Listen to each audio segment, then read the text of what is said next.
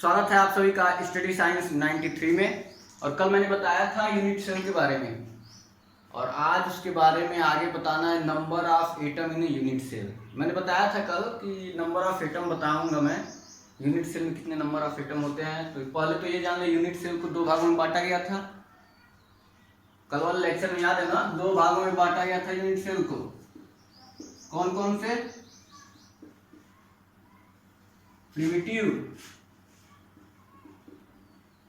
Primitive बोले तो simple भी बोलते हैं, आद्य बोलते हैं हिंदी में। और दूसरा क्या है? प्रिमिटिव यूनिट सेल या सिंपल यूनिट सेल। प्रिमिटिव या सिंपल यूनिट सेल या आद्य, दूसरे वाले को बोलते थे centred unit cell,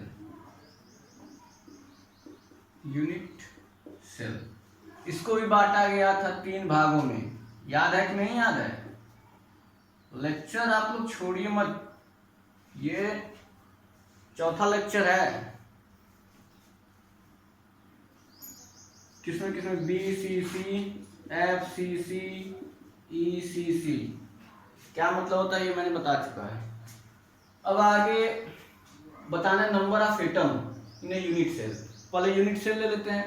unit cell मैंने बताया था क्या लेना था। यूनिट सेल में एक कोई बड़ा सा क्रिस्टल ले लें, उसका एक छोटा भाग जो पूरे जिसको जो क्रिस्टल जो है वो पूरे क्या बोलते हैं, सॉरी, कोई छोटा से छोटा भाग ले लें किसी भी क्रिस्टल का, और वो ऐसा भाग जो पूरे क्रिस्टल को कैरेक्टराइज करता हो, पूरे क्रिस्टल की प्रॉपर्टी बताता हो वो छोटा सा भाग, या फिर उस छोटे से भाग का बार बार रिपीटेशन किया जाए और पूरा क्रिस्टल मिल जाए हमको, तो उसे बोलते हैं यूनिट सेल।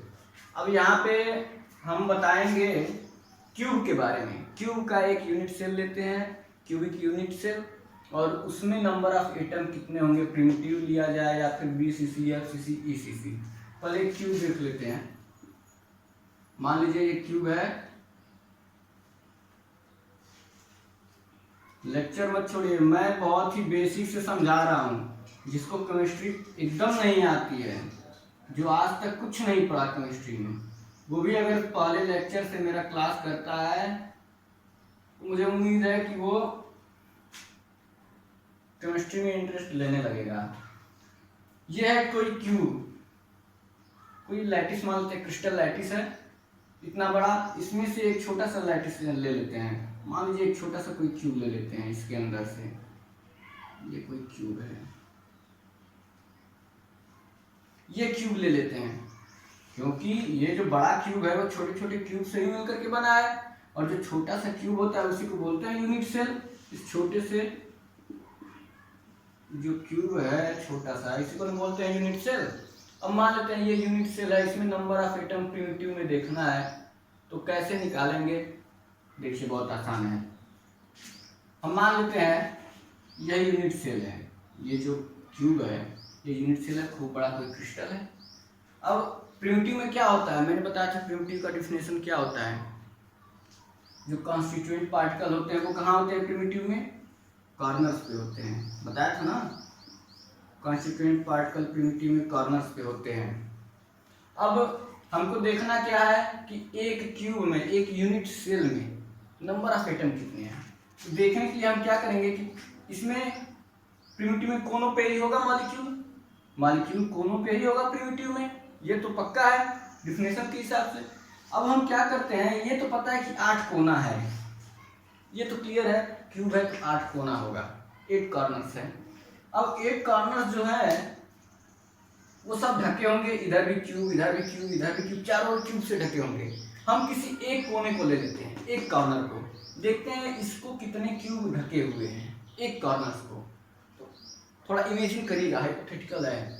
ये एक क्यूब है, ये वाला कॉर्नर ले लेते हैं, इन सबको हटा लेते हैं, ठीक। कोई एक कॉर्नर, बस ये कॉर्नर लेते हैं, ये वाला कॉर्नर, ठीक। इस कॉर्नर को लेते हैं, इस पे देखते हैं कितने क्यूब रख सकते हैं। उससे पता चल जाएगा ना कि एक क्यूब में किसी एक एटम का कितना भाग है। ये पूरा एक एटम मान लेते हैं इस गोले को। एक क्यूब इसके इधर आएगा, एक क्यूब कहाँ आएगा, एक क्यूब इसके ऊपर आएगा, एक क्यूब जो इधर रखा हुआ है इसके ऊपर आएगा। 4 हो गया। 4 इतने में, आधे में, ये आधा जो है आधे में कितना हो गया, 4 हो गया। कैसे हो गया, ये पूरा गोला है, एक इधर आ गया, एक ये ऊपर आ गया, एक इसके ऊपर आ गया, मतलब 1 2 3 4 क्यूब हो गया इधर। इसी तरह 4 क्यूब इधर भी होगा, क्योंकि ये सटे इधर भी एक क्यूब होगा, इससे सटे इधर भी एक क्यूब होगा, और जो इधर क्यूब होगा इसके ऊपर एक क्यूब होगा, जो इधर क्यूब है इसके भी ऊपर एक क्यूब होगा। मतलब 8 मतलब एक कॉर्नर जो है वो 8 क्यूब से घिरे हुए हैं, 8 क्यूब से घिरे हुए हैं, और एक कॉर्नर पे एक एटम है। तो मैथ को थोड़ा सा रिवाइंड करिए। कॉर्नर कितने हैं, एक कॉर्नर है मान लीजिए, ठीक, लेकिन इस पे कितने क्यूब हैं, 8 क्यूब हैं। 1/8 भागों में बटे 1 में कितना आया, अगर 8 क्यूब में कितना एटम आ रहा है, ये पूरा एक एटम आ रहा है 8 क्यूब में एक एटम आ रहा है। तो एक क्यूब में कितना आएगा, मतलब 8 क्यूब का एक कॉर्नर है ना, 8 कॉर्नर, जैसे भी समझना है आप समझिए। जैसे ये है तो 8 क्यूब से एक एटम ढका है 8 क्यूब से, तो एक क्यूब से कितना ढकेगा, 1/8 एटम। एक क्यूब से कितना आएगा, 1/8। केवल एक कॉर्नर की बात कर रहे हैं अभी, केवल एक कॉर्नर पे, वन कॉर्नर की बात कर रहे हैं हम, एक कॉर्नर की बात कर रहे हैं। और हमारे पास है एक कॉर्नर पे 1/8 एटम हो गया। क्लियर है, ये इतना क्लियर होना चाहिए। एक कॉर्नर पे 1/8, क्योंकि 8 क्यूब से घिरा था एक कॉर्नर, एक में 1/8, तो है कितना कॉर्नर एक क्यूब में, 8 है ना कॉर्नर, 1 2 3 4 5 6 7 8। एक क्यूब में, एक यूनिट सेल में कितना है, 8 कॉर्नर्स। एक कॉर्नर्स पे इतना, तो 8 कॉर्नर्स पे गुणे 1/8 होगा कि नहीं होगा। और ये क्या हो गया, ये पूरे एक यूनिट सेल में हो गया, एक यूनिट सेल में नंबर ऑफ एटम। समझ में आया, एक यूनिट सेल में कितना हो गया, 8 कॉर्नर है, और एक कॉर्नर पे 1/8 भाग एटम है, 8 गुणे 1/8, मतलब कि number of atom in a unit cell, cubic unit cell बोल सकते हैं। कितना हो गया, सॉरी 1 हो गया। ये समझ में आया, एक बार मैं बुक में दिखाता हूँ आप लोगों को, क्लियर हो जाएगा। यही देखिए, ये बीच वाला जो है दिख रहा है कि नहीं, ये वाला फिगर, ये देखिए कॉर्नर्स पे है, और ये वाला क्यूब यहाँ पे उठा करके रख दिया गया। अब ये जो है 8, एक कॉर्नर को चूज किया गया और 8 क्यूब से घिरा हुआ है। कौन सा क्यूब, एक इधर वाला, एक इधर वाला 2, एक ये 4, और 4 ऊपर 8 भागों में ये बीच वाला बटा हुआ है, इसीलिए कहा गया है। तो इस तरह से प्रिमिटिव में नंबर ऑफ एटम हो गया 1। समझ में आया, एक बार फिर से मैं समझाना क्या, आप तो समझ में आ गया है। तो हम कह सकते हैं प्रिमिटिव कोनों पे होता है, कॉर्नर्स पे, तो कहेंगे कि प्रिमिटिव में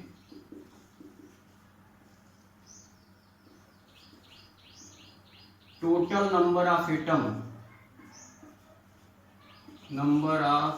एटम इन यूनिट सेल कितना हो जाएगा, 8 कॉर्नर है, एक कॉर्नर पे 1/8 एटम है, मतलब एक एटम।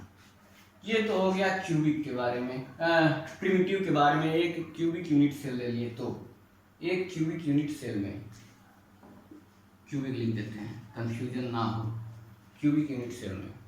इसके बाद से इसी तरह से हम चलते हैं, इस पे बीसीसी पे निकालते हैं, साफ कर देते हैं। बीसीसी में क्या होता है, डिफिनेशन मैंने बताया था, बॉडी सेंटर्ड यूनिट सेल। यहाँ पे क्यूब के बारे में बात करेंगे तो body centred cubic unit cell में कितने नंबर ऑफ एटम होंगे टोटल। तो मैंने बताया था body centred cubic unit cell में क्या होगा कि किनारों के अतिरिक्त बिसाइड द कॉर्नर्स, बॉडी के अंदर भी एक होगा। बॉडी सेंटर मतलब बॉडी के अंदर, तो एक यूनिट सेल है तो इसके एक अंदर एकदम बीचों बीच में एक एटम होगा। दूसरा वाला यूनिट सेल उसके अंदर इस तरह से एक होगा अंदर इसके बॉडी के अंदर। तो अगर देखा जाए तो टोटल नंबर ऑफ कितना हो जाएगा, BCC में body centred cubic unit cell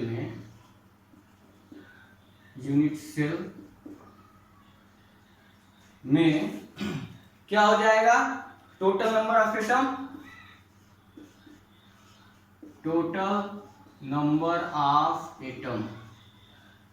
कितना हो जाएगा, कॉर्नर्स वाला तो होगा ही 1/8 गुणे 8, उसके साथ प्लस एक यूनिट सेल का निकालना है।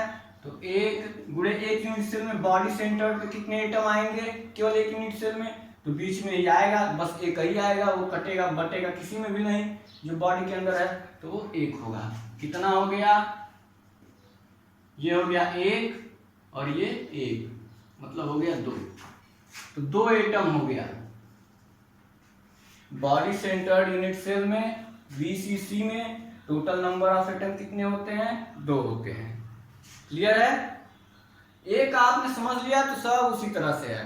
अब देखिए आप लोग खुद बताएंगे FCC में, मुझे नहीं बताना पड़ेगा, खुद बताएंगे आप लोग FCC में टोटल नंबर ऑफ एटम कितना होगा, मैं बस हिंट कर रहा हूं।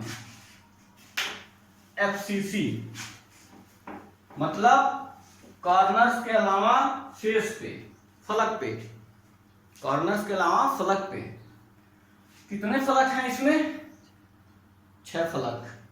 ये भी बताना पड़ेगा कहाँ कहाँ पे है, इतना आसान तो नहीं बताना चाहिए। एक फलक ये है, एक ये, फिर एक ये, एक उधर, 6 फेस है, 6 पे एक एटम होगा। फेस मतलब फेस के एकदम बीचों बीच में, यहाँ एक एटम, यहाँ पे एक, इस वाले फेस पे, उस वाले फेस पे, उधर वाले फेस पे, नीचे वाले फेस पे एक एटम होगा। हाइपोथेटिकल है, इमेजिन करिए आप, जब यहाँ पे भी एक एटम, यहाँ भी एक एटम, यहाँ भी एक एटम, सारे फेस पे एक एटम है। अब हम इसको चारों ओर से क्यूब से घेर दे रहे हैं, क्योंकि एक यूनिट सेल लिए ना, ये तो बहुत बड़ा क्रिस्टल था, हम तो बस एक यूनिट सेल की बात कर रहे हैं। इसके ऊपर भी एक क्यूब होगा, इधर भी एक क्यूब होगा, इधर भी एक क्यूब होगा, तो जो ये है ये कॉर्नर्स पे 1/8 तो है ही, उसमें कोई टेंशन नहीं है, वो तो इसके अंदर है। लेकिन ये जो फेस पे है, इसके ऊपर अगर हम एक क्यूब रख देते हैं तो ये जो एटम है इस फेस पे, वो 2 भागों में बढ़ जाएगा, एक तो आधा तो इसके अंदर आ जाएगा, और इसी के ऊपर जब क्यूब सटा के रखेंगे और ये फेस पे है जब इसके, तो आधा इस वाले में चला जाएगा, तो आधा एटम इसमें, आधा एटम उसमें। इधर से अगर सटा के हम क्यूब में रखते हैं तो यहाँ पे एक एटम होगा, जब यहाँ पे सटा के रखेंगे क्यूब तो आधा तो इसके अंदर आ जाएगा, आधा दूसरे वाले में। इधर रखेंगे तो वहां भी वही हाल होगा, आधा अंदर आधा बाहर। 6 फेस है, 6 में आधा आधा आएगा एटम, आएगा ना। और कॉर्नर्स पे जो है वो तो है ही, तो कॉर्नर्स वाला तो हम निकाल चुके हैं, 1/8 गुणे 8 मतलब 1, और फेस पे कितना हो गया टोटल वो भी निकाल लेते हैं। मैं डायरेक्ट बता रहा हूँ, किताब में एक स्टेप पहले कॉर्नर्स वाला करके दिया है, फिर FCC दिया है, उसके बाद से टोटल नंबर दे दिया है, मैं डायरेक्ट टोटल बता रहा हूँ। तो FCC में, इन FCC में क्या हो जाएगा, face centred cubic unit cell, फलक वाले में, हिंदी उसका देख लीजिएगा आप लोग, फलक ही है, फलक वाला।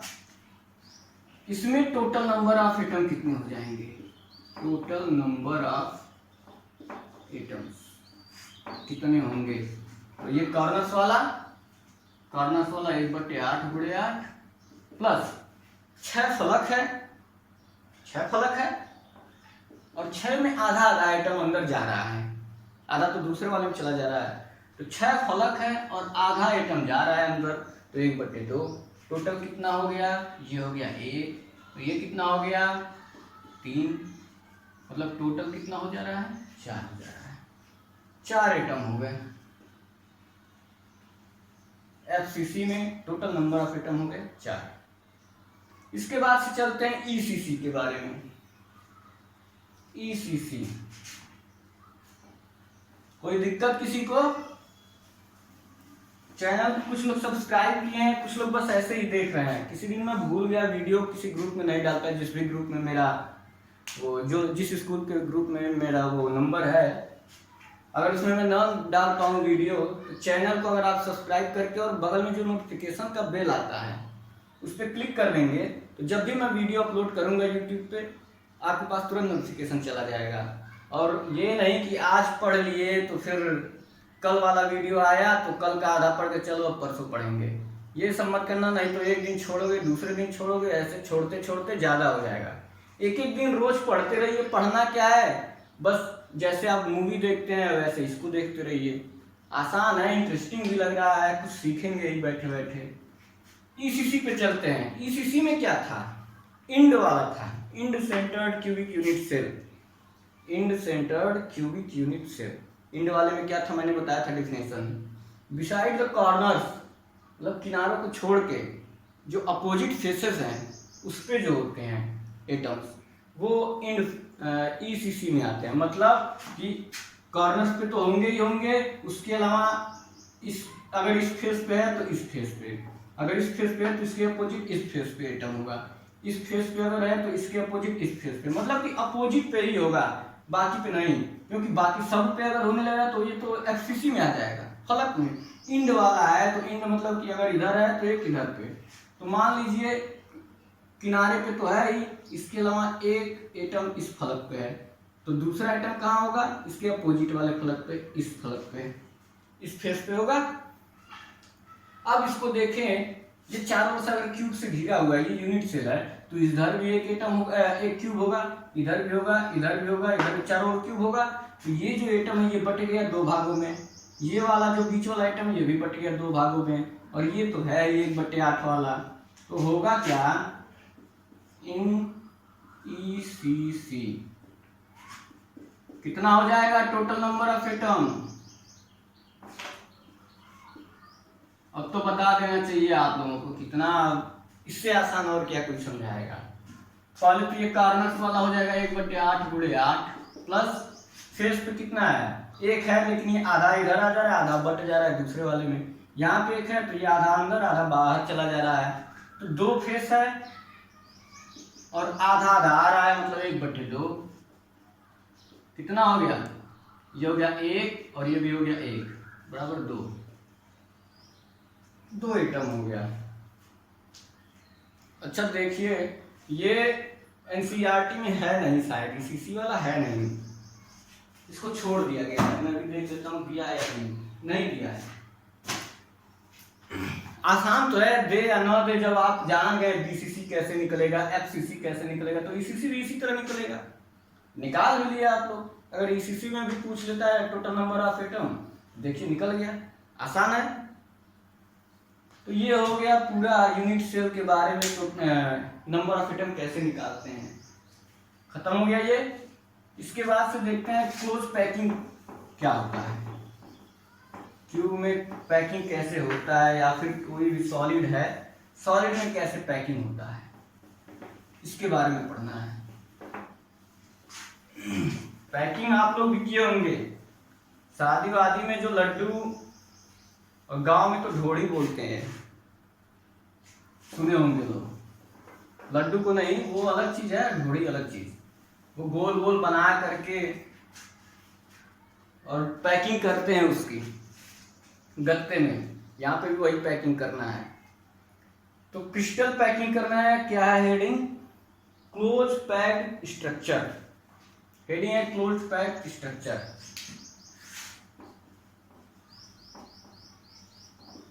हिंदी देखना पड़ेगा मुझे,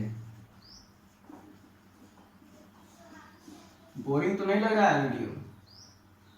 नीड, पता नहीं क्या संरचना, देखना पड़ेगा एक बार, देखता हूँ हिंदी क्या है इसकी, हिंदी भी बताना जरूरी है।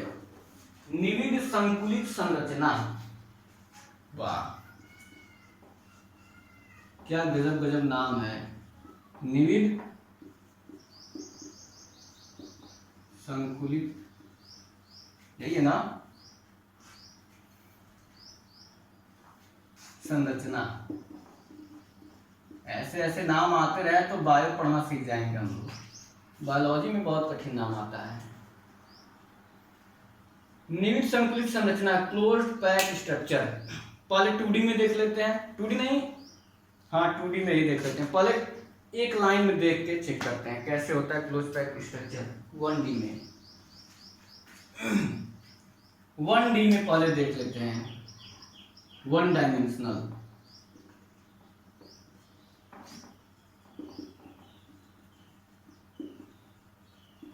मतलब एक विमा में कैसे पैक करते हैं। मान लीजिए वही लड्डू वाला केस है, हमारे पास लड्डू है, एक लाइन में हमको रखना है, तो कैसे रख सकते हैं, कितने तरीके हैं, 5-7 लड्डू है, उसको रखना है एक लाइन में, एक ही तरीका है, लाइन में रखते चले जाएं, और क्या। इसके बाद क्या, मान लीजिए ये है, फिर ऐसे रखेंगे, फिर इसी को ऐसे रखेंगे, फिर ऐसे रखेंगे, ऐसे ही रखते जाएंगे। 1D का मतलब क्या है, एक डायरेक्शन में 1D में कैसे रखेंगे, इसी तरह रखते जाएंगे, लाइन से ऐसे करते चले जाएंगे 1 डायमेंशन में। अब 1 डायमेंशन में रखने का तरीका एक है। अब देखेंगे इसी तरह रख के चले जाए तो जो एक है, ये इसको क्या बोले, एक कोई एटम है या फिर एक पार्टिकल, कितने से मिलकर के बना, कितने पार्टिकल से कांटेक्ट में है, 2 पार्टिकल से, 2 पार्टिकल से कांटेक्ट में है एक, तो कहेंगे कोई भी ले लें, अगर इसको भी ले लेते हैं तो ये कितने पार्टिकल से कांटेक्ट में है, 2 से, इसको ले लें ये भी 2 से, इसको ले लें ये भी 2 से कांटेक्ट में है। तो हम कह सकते हैं कि 1D में जो क्या बोलते हैं उसको, संकुलन क्षमता को क्या बोलते हैं, अब हिंदी याद आ रहा है, इंग्लिश भूल जा रहा है, कोऑर्डिनेशन नंबर। 1D में कोऑर्डिनेशन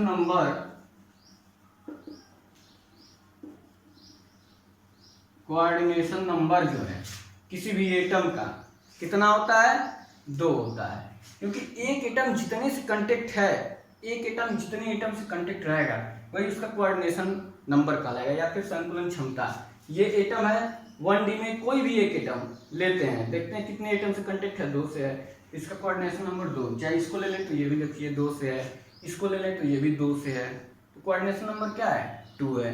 और रखने का तरीका क्या है, बस एक तरीका है, 1 डायमेंशन में ऐसे सटा करके रखते चले जाएं। अब यही चीज मैं 2 डायमेंशन में करता हूँ।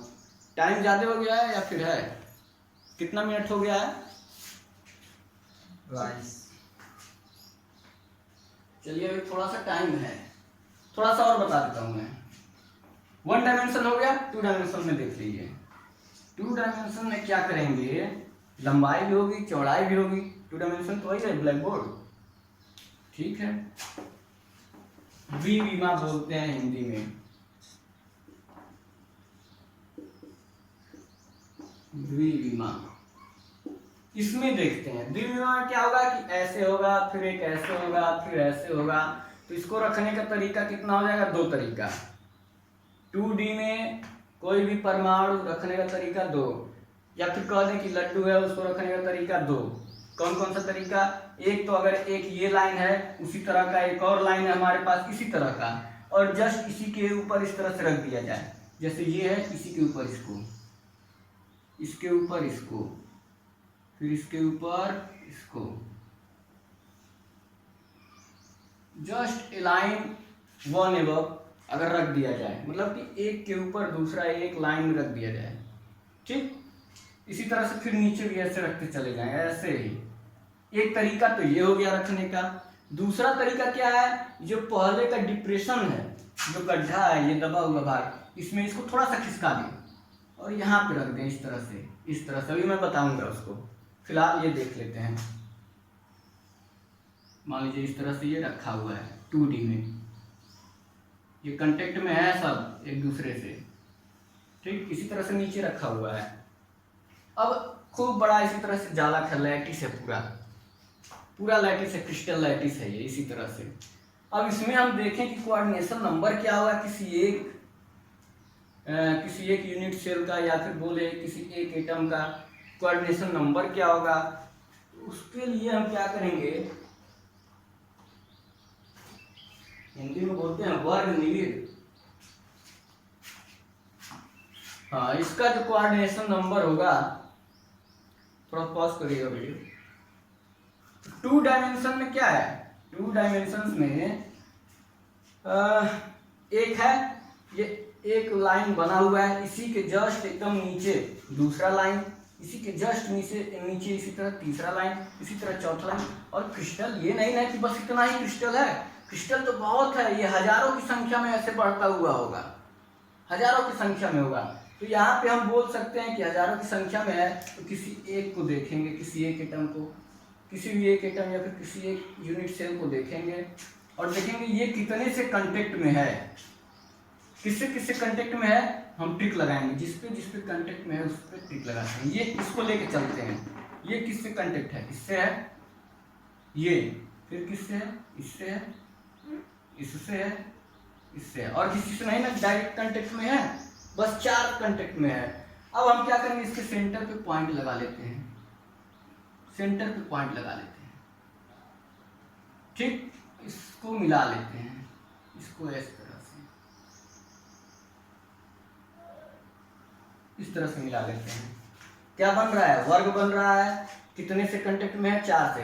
तो जब 4 से कांटेक्ट में है तो इसका कोऑर्डिनेशन नंबर क्या होगा, कोऑर्डिनेशन नंबर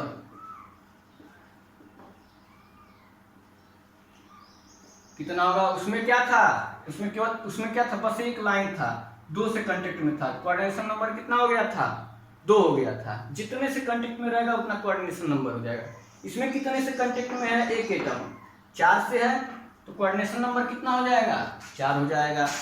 और आकृति कैसी बन रही है, सेंटर को मिलाने पे वर्ग की तरह बन रही है। तो इसको बोलते हैं, ऐसी जो संरचनाएं होती हैं उस संरचना को बोलते हैं वर्ग निविड या फिर square close packing. Square close packing, इस संरचना को बोलते हैं स्क्वायर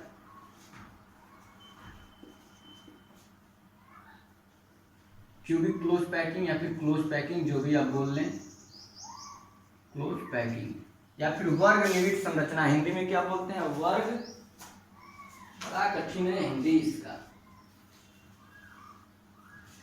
वर्ग कहाँ गया, निविड संकुलन बोलते हैं, वर्ग निविड संकुलन बोलते हैं। हिंदी वाले जो है उनको भी तो बताना ही पड़ेगा, निविड संकुलन बोलते हैं। तो ये हो गया इसको, या फिर वर्ग निविड संकुलन या फिर स्क्वायर क्लोज पैकिंग बोलते हैं। इसमें 2 डायमेंशन में, इन 2 डायमेंशन स्क्वायर क्लोज पैकिंग। दूसरा तरीका रखने का क्या है, 2 डायमेंशन में ये डायरेक्ट ना रख करके इस तरह से रखा जाए। मैं थोड़ा छोटा बनाऊंगा इस बार, बोला ये इन कांटेक्ट में है, इससे क्या बोला, कला बनाना बड़ा मुश्किल है, इसीलिए हाई स्कूल में थोड़ा कला पे ध्यान देना चाहिए। ये हो गया एक लाइन। दूसरा लाइन हम जस्ट इसी के नीचे ना रख करके जो इसका डिप्रेशन है इसमें रखते हैं। जो ये डिप्रेशंस हैं इस तरह से भी तो रख सकते हैं, दूसरा वाला ऐसे,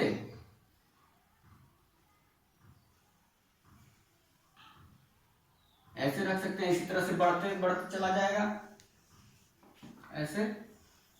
फिर जो तीसरा वाला इसके डिप्रेशंस में इस तरह से, ये मैं उतनी अच्छी तरीके से नहीं बना पा रहा हूँ, बुक में अच्छी तरीके से दिया हुआ है, बस आप लोग समझने की कोशिश करिएगा। ये कांटेक्ट में है एक दूसरे के, सब एक दूसरे कांटेक्ट में है, कांटेक्ट में है, इस तरह से है। इस मान लीजिए इसमें क्या था, सब एक ही तरीके के थे, ए टाइप का था। इसमें क्या है, ये ए टाइप का है, ये बी टाइप का है, फिर ये ए टाइप का इस तरह से है, इसके समान, इसको ए मान लिया गया है, इसको बी मान लिया गया है। फिर इसके नीचे वाला आएगा तो क्या होगा, वो बी की तरह होगा, इसके डिप्रेशन में होगा। ए बी टाइप का ये है, ये ए टाइप का तो मैं बता चुका। अब ए बी टाइप में हम देखेंगे कि क्या होता है, संकुलन क्षमता या फिर कोऑर्डिनेशन नंबर क्या होगा। बीच में से किसी भी एक को ले लेते हैं, देखते हैं कितने से कांटेक्ट में है, कितने से कांटेक्ट में, इससे है, टिक लगाते चलते हैं, इससे भी है, इससे भी है, इतने से कांटेक्ट में है, दिख रहा है। सबको मिला लेते हैं, इससे पता चल जाता है कि कैसी संरचना होती है। टू डायमेंशन में अगर इस तरह से रखा जाए तो इस कैसी संरचना हो रही है, कैसा है, ये तो हेक्सागोनल बन गया। हेक्सागोनल को हिंदी में देख लीजिएगा क्या कहते हैं, हेक्सागोनल है ये स्ट्रक्चर। तो बोलेंगे इसको कि two dimensional hexagonal close packing है इसमें 2D में। तो एक तरीका तो ये हो गया, दूसरा तरीका ये हो गया। कोऑर्डिनेशन नंबर इसका कितना हो जाएगा, कितने से जुड़ा है, 1 2 3 4 5 6 से। कोऑर्डिनेशन नंबर क्या हो जाएगा, नंबर 6 हो जाएगा दूसरे तरीके से अगर रखते हैं तो। और होगा क्या, हेक्सागोनल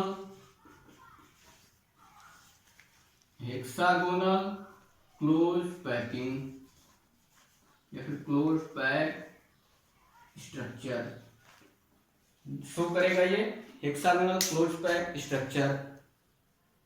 ऊपर लिखें, इसको दिख नहीं रहा होगा, हेक्सागोनल बोल रहा हूं उतना तो आप लोग समझ ही गए होंगे। Hexagonal close pack, hexagonal close pack structure होगा। कोऑर्डिनेशन नंबर कितना हो गया, 6 हो गया इसका। तो ये दो तरीके से। तो क्लास को मैं यहीं पे खत्म करने वाला हूँ। बस एक बार आप देख लीजिए आज की क्लास में मैंने पढ़ा क्या है, क्लियर हो जाए पूरा कंसेप्ट। ऐसा ना हो कि पूरा पढ़ चुके और फिर लास्ट में पता ही ना चले कि कितना मैंने पढ़ा है। मैंने क्या पढ़ा, नंबर ऑफ एटम निकालना यूनिट सेल में। तो कैसे, प्रिमिटिव में हमने कैसे निकाला, कोनों पे रख करके 1/8 भाग। फिर उसके बाद से ECC, BCC, FCC में कैसे निकाला वो भी मैंने बता दिया। उसके बाद से जो अगला हेडिंग था क्यूबिक क्लोज पैकिंग, कैसे पैकिंग किया जाता है, सॉलिड्स की पैकिंग कैसे होती है, कितने तरीके से होती है, ये हमने पढ़ा। तो कितने तरीके से, पहले 1D में देखा किस तरीके से हो सकती है, बस एक तरीका था 1D में। क्या तरीका था, बस इस तरह से एक लाइन में रख सकते हैं। और उसमें अगर कोऑर्डिनेशन नंबर देखना रहे तो एक एटम कितने से कंटेक्ट था, 2 से, वहां पे कोऑर्डिनेशन नंबर 2 हो गया था, एक लाइन में था। दूसरा जो है 2D में क्या होगा, क्लोज पैकिंग कैसी होगी, तो 2 तरीका था 2D में, 2 तरीका था, याद रखिएगा। एक तरीका ये था ए टाइप का, दूसरा तरीका AB टाइप का। ए टाइप में क्या था कि एक जो एटम है वो 4 से जुड़ा हुआ था, इसलिए कोऑर्डिनेशन नंबर 4 हो गया। स्ट्रक्चर बन रहा था इसके चारों स्क्वायर, इसलिए इसको बोला गया कि स्क्वायर क्लोज पैकिंग स्ट्रक्चर। और दूसरा तरीका AB टाइप में क्या था कि ये हेक्सागोनल बन रहा था, इसलिए इसको हेक्सागोनल क्लोज पैकिंग बोला गया। और एक एटम जो है 6 से जुड़ा था, इसलिए इसको बोला गया था कोऑर्डिनेशन नंबर 6। हिंदी में बोलते हैं हेक्सागोनल क्लोज पैकिंग को, क्या अभी मैंने देख के आया फिर बोल गया, द्विविम षटकोणीय निविड संकुलन। हिंदी में द्विविम वो तो होता है 2D का, षटकोणीय निविड संकुलन, षटकोणीय निविड संकुलन। इंग्लिश वाले भी थोड़े हिंदी जान लें, ऐसा मत समझिए कि इंग्लिश वाले हम हैं तो इंग्लिश वाले हैं। भैया हमारे देश की भाषा हिंदी है, तो इंग्लिश से ही काम नहीं चलने वाली। आप हिंदी भी जानते रहे हैं, अभी तक मैं हिंदी मीडियम के बारे में बोला था, हिंदी वाले इंग्लिश जानते रहे हैं, लेकिन इंग्लिश वाले भी हिंदी जानते रहे हैं। कहीं हिंदी मीडियम वाले ने कुछ पूछ दिया बीच समाज में हिंदी में, तो आता हुआ चीज़ नहीं बता पाएंगे आप लोग। तो दोनों जानते रहिए, अभी तो इंटर में है, दोनों का जो लैंग्वेज है वो एक दूसरे में ट्रांसफर करते रहिए, समझते रहिए। और ये क्लास इतना ही रहने देते हैं, ज़्यादा लंबा नहीं, फिर आगे बताएंगे अगला जो टॉपिक है उसको। धन्यवाद।